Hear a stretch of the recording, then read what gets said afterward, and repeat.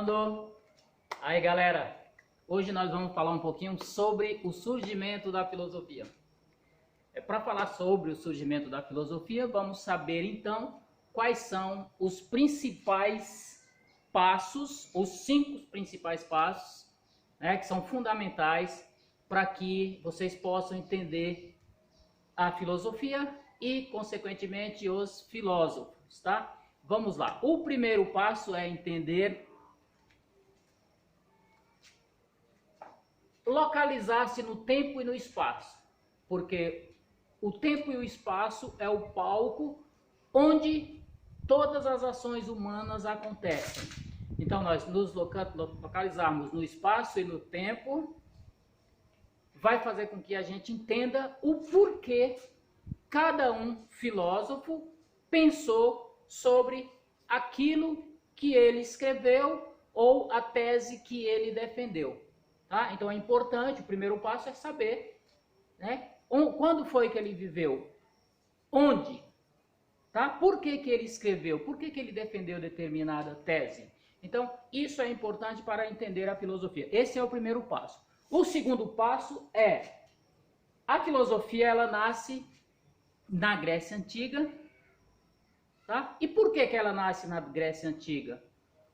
Porque vários filósofos iam para lá. Nós tínhamos a divisão da Grécia Antiga entre Atenas e Espartas, aqueles que queriam se formar filósofos, portanto desenvolver mais a sua alma racional, eles iam para Atenas. Aqueles que queriam desenvolver mais a sua alma irascível iam para Esparta para aprender como guerrear, a se tornar um bom soldado, um bom guerreiro.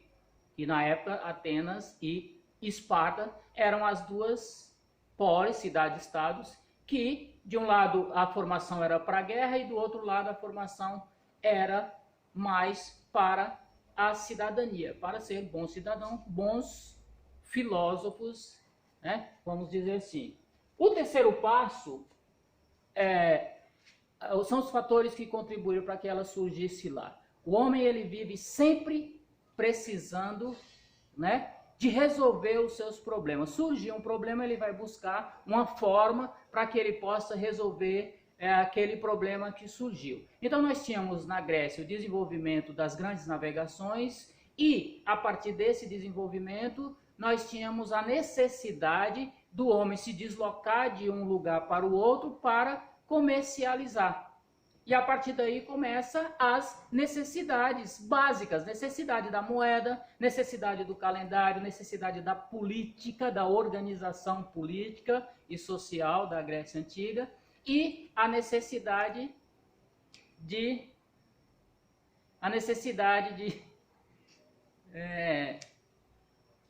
conviver, saber viver melhor dentro da sociedade. Ok? Esse é o terceiro passo. O quarto passo, quais foram os principais filósofos? Nós sabemos que a filosofia ela nasce na Grécia, Ela tem início lá pelo século 6, 7 antes de Cristo e ela começa tentando dar respostas racionais para os problemas da humanidade. Quais são essas respostas racionais para o problema da humanidade? A mitologia, tanto a mitologia como a filosofia, elas também tentam explicar a origem de tudo, ou a origem do universo, a origem do mundo. Só que elas explicam, mas não justificam o nascimento ou a criação do mundo. Não tem como questionar. Ela é dada a partir de quem escreve, de quem fala, ela vai ter uma certa autoridade ou não. Na época, século 7, 8, Homero que escreveu Odisseia e Ilíada, e quem acreditasse, quem fosse ler esses livros e acreditasse, cada um tem a sua forma, ou acredita ou não. Cada um acredita naquilo que leu e dependendo da autoridade de cada um daqueles que escreveram. Tá? O homem, sabendo que essas formas de explicação não eram suficientes para que ele obtivesse respostas racionais para a origem de tudo, então ele começa a buscar uma nova forma, e essa nova forma de dar explicação racional para a origem de tudo ou que nós chamamos de filosofia, né? E a filosofia, ela busca, né, a partir dos questionamentos, dar respostas racionais para a origem de tudo. E se ela busca dar respostas racionais para a origem de tudo, vocês podem perguntar, mas professor, quem começou? E quem começou foram os filósofos chamados pré-socráticos, ou seja, aqueles que viveram antes de Sócrates. Tá? Eles davam explicações racionais, por quê? Porque eles buscavam, a partir da investigação na natureza, no universo, no cosmos, eles buscavam aquilo que eles queriam conhecer. O primeiro questionamento desses pré-socráticos foi qual o princípio que deu origem a tudo, que eles chamavam de arché, palavra grega que quer dizer princípio. Esse arché era o princípio que hoje nós sabemos que é o átomo, tá? E que esse átomo é dividido em 3 partes. Mas quando foi descoberto lá por Leucipo e Demócrito, para eles esse átomo era uma partícula tão pequena que ela não poderia ser dividida. Então o átomo não poderia ser dividido porque ela era minúscula partícula, a menor partícula existente no universo. Ok? A partir daí começam a busca pelo ser. Então, se eu sei o que é, qual a origem de tudo, qual o princípio que deu origem de tudo, então eu quero saber agora o que são essas coisas que existem no universo. E aí nós sabemos que tudo que existe são seres. Agora nós temos que descobrir que seres são esses. E aí nós temos os seres vegetal, mineral e animal. Ok? Essa divisão, lá no começo, a divisão dos seres. Tá? Ok? Esse é o quarto ponto que nós estamos discutindo aqui. E o quinto ponto é: por que pré-socráticos? Filósofos que viveram antes de Sócrates e questionavam sobre a origem de tudo e descobriram que o princípio de tudo era o átomo. A partir das investigações da escola atomista de Leucipo e Demócrito. Após essa passagem dos pré-socráticos, nós sabemos que veio Sócrates.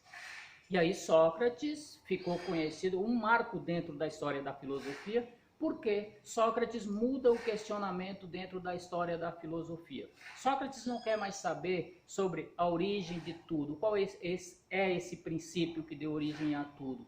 Sócrates quer saber sobre o homem. Sócrates faz uma antropologia, o estudo do homem. O que Sócrates quer saber? Será que o homem pode adquirir virtude? O homem é a sua alma, ou seja, o homem é racional. A partir daí, Sócrates chega à conclusão: se o homem é racional, então ele pode adquirir virtude. De que forma que esse homem pode adquirir virtude? O homem pode adquirir virtude por meio da educação. Se ele for educado, ele vai se formar um homem virtuoso, um bom cidadão, um bom ser humano, um bom profissional. E Sócrates, preocupado com a educação dos homens em Atenas, ele busca o método, que ficou conhecido como método dialético, que vai fazer com que esses jovens descubram que, na realidade, o conhecimento está dentro de cada um. Basta se esforçar para fazer. E esse método ele denominou de método dialético socrático, onde pergunta e resposta, ironia e maiêutica. Tá, ironia, eu só sei que nada sei. Então, pense um pouco e tente tirar de dentro de você o conhecimento. Essa é a maiêutica. Porque Sócrates, a mãe dele era parteira. Então ele comparava a sua profissão com a profissão da sua mãe, que era parteira. E aí Sócrates dizia, eu também faço parto, mas o parto que eu faço não é o parto do bebê, da criança, mas é o parto das ideias. Eu faço com que esse meu interlocutor, esse meu aluno, traga para fora dele a luz, ele dar a luz, mas a luz do conhecimento. Tudo bem? Ok? Agora, pessoal, para que vocês possam entender um pouquinho melhor, eu sugiro que vocês pesquisem. Como é formado a palavra filosofia? A gente sabe que são duas palavras gregas. Quais são essas duas palavras? Tá? E será que todos nós podemos sermos filósofos?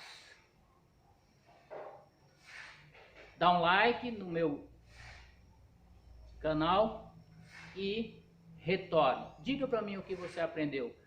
Comente, tire suas dúvidas, ok? Um abraço e até a próxima.